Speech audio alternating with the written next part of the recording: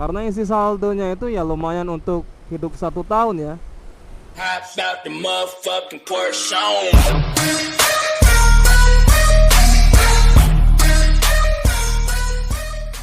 Oke, welcome back to my channel Maulana Fatih, and don't forget to subscribe, like, comment, and share my video. Don't forget to turn on launching notification. Before ending, I would like to say basmalah. Ribet banget sih closingnya ya. Closing openingnya. Jadi di sini kawan-kawan, aku mau sedikit berbagi cerita, dan insidennya ini baru semalam kejadiannya. Dan jujur semalam itu aku sedih banget, bad mood ya, gundah gulana, galau, nggak karuan, apalah dan segala macam. Dikarenakan hanya karena satu kesalahan yang nggak bisa aku nyalahin orang lain, tapi ini adalah akibat kecerobohan, keteledoran, kekeliruan, apalagi yang ininya ya. Pokoknya gitulah, ini akibat ulah diri aku sendiri sebenarnya. Jadi ceritanya semalam itu mau ambil uang di ATM kan, karena keburu mau cepet-cepet sampai tujuan, akhirnya lupa kalau ATM-nya itu tinggal entah ketelan mesin ATM-nya atau apa ya, dimana juga nggak tahu. Dan sadarnya itu setelah mau perjalanan pulang ke rumah. Jadi kan sebelum pergi itu mampir dulu ke ATM, karena nggak ada uang lagi di dompet, mau isi minyak, beli makan di jalan. Dan sadarnya itu ketika mau pulang lagi, mau balik ke rumah, tiba-tiba waktu periksa dompet udah di depan mesin ATM nggak ada lagi uangnya kawan. Coba bayangin. Dan ini pertama kali terjadi dalam diri aku pribadi ya, dan mudah-mudahan kawan-kawan jangan sampai mengalami hal yang seperti inilah. Karena di situ penting banget semalam ya, penting banget kawan. Uang sudah nggak pegang, terus juga ATM entah hilang, ya kan? Atau ketelan mesin ATM-nya, ya udah nggak tahu kemana lagi. Akhirnya kesimpulannya tadi alhamdulillah tadi pagi udah selesai, udah kelar. Dan ini nih aku mau cerita sedikit buat teman-teman yang pernah atau jangan sampai lah mengalami hal yang seperti ini. Dan ini aku sharing buat teman-teman bagaimana solusinya. Jadi buat teman-teman yang berada pada posisi seperti ini, satu, jangan panik. Dua, jangan jangan gerasa kerusuk. Ketiga, jangan mengambil kesimpulan sendiri.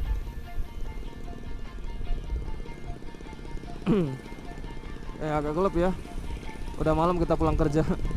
Nah, jadi 3 tadi tips ya buat dari saya. Terus setelah itu tips yang selanjutnya, tips keempat adalah aku telepon kawan yang kebetulan mereka adalah seorang banker. Jadi 2 teman aku ini mereka seorang banker. Aku minta pendapat dan solusi dari mereka.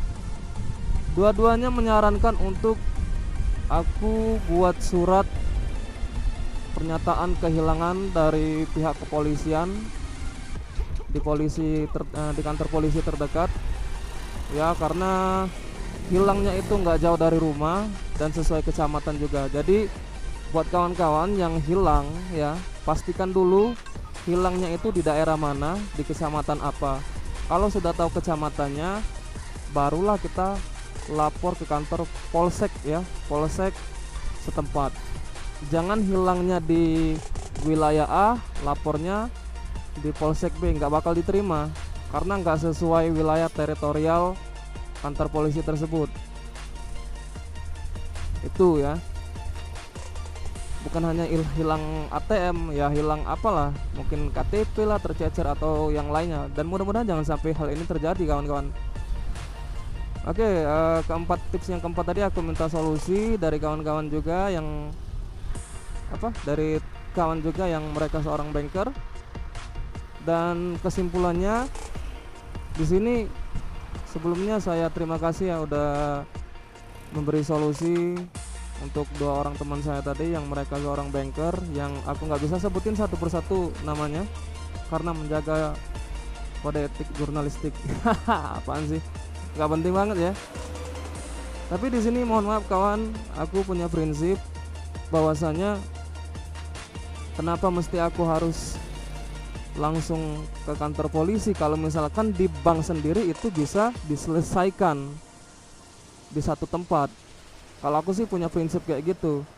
Tapi mereka juga bener, daripada akunya bolak-balik entar disaranin sama customer service-nya untuk minta surat pernyataan kehilangan, ya aku mau apa gitu kan. Tapi enggak, di sini aku coba untuk dulu pergi ke bank ya, ambil nomor antri, dan ternyata di sebelah saya itu ada juga salah satu nasabah yang mengalami hal serupa, hal yang sama seperti saya kawan. Nah di situ ya saya agak merasa lega dan tenang ya. Artinya kita ada kawan lah kalau misalkan kita sama-sama harus membuat surat pernyataan laporan kehilangan. Nah inilah kawan-kawan, kalau misalkan teknologi udah canggih, jadi bank itu udah bisa mendeteksi ya, apakah benar ATM kita itu tertelan oleh mesinnya atau jangan-jangan dibuang oleh si orang yang mengambil uang di mesin ATM setelah saya ambil uang tadi. Kita kan nggak tahu tuh. Jadi kalau misalkan statusnya online itu positif, mesin ATM kita tertelan. Tapi kalau statusnya offline berarti sudah dipastikan ATM kita hilang. Nah ATM saya tadi statusnya hilang kawan. Dan bagaimana solusinya? Apakah saya harus diminta oleh customer service untuk menyertakan surat pernyataan kehilangan dari pihak kepolisian? Ternyata enggak kawan. Dan inilah layanan ya, layanan prima, excellent dari Bank BNI. Di sini saya nggak bilang yang lain ya, karena yang saya alami, yang aku alami ini di Bank BNI, karena saya adalah salah satu nasabah Bank BNI, masih pemula juga. Dan layanannya prima, solusinya juga tepat, cerdas, ringkas, nggak makan waktu, nggak ribet, dan biayanya juga minim kok, nggak terlalu mahal. Jadi di situ sama si mbak customer service-nya bilang, ini kalau mau diganti artinya ATM yang lama itu nggak bisa dipakai lagi, artinya kita ganti yang baru, tetapi datanya tetap sesuai KTP. Terus akunya jawab, ya udah mbak, nggak apa-apa, langsung aja proses. Dan untuk biayanya juga kawan-kawan sangat murah. Biayanya itu tadi kita hanya membutuhkan satu buah materai seharga 10.000 dan biaya administrasinya 25.000, jadi totalnya 35.000. Terus apa yang dilakukan oleh si customer service-nya? Iya, yang dia lakukan adalah sesuai job deskripsinya. Membantu nasabah dalam menghadapi masalah. Bukan hanya masalah kalau ATM, mungkin ATM keblokir, ATM-nya tercecer, atau ya ketelan sama mesinnya, ataupun mau buka buku tabungan. Jadi mbak tadi suruh aku isi form. Jadi di situ kawan-kawan tadi akunya disuruh isi form, ada beberapa form yang harus diisi dan itu sesuai dengan data sesuai KTP ya. Nggak boleh kita buat data asal-asalan karena ini menyangkut uang. Dan di situ tertera jelas ya.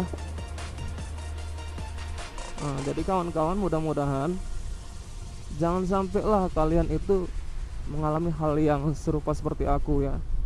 Kalaupun sudah terlanjur, ya udah jangan panik, jangan gugup, jangan khawatir, tenangkan diri dan pikiran, tetap baca doa, istiqomah. Oke kawan, kita skip dulu videonya karena ini sekaligus pulang kerjanya bareng istri ya. Dianya lembur. Thank you. Kita skip dulu videonya, nanti kita lanjut lagi ya.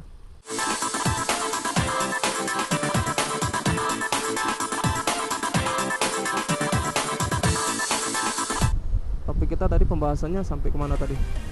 Oh ya, sampai ke bank ya. Nah jadi di bank itu tadi udah kelar, alhamdulillah.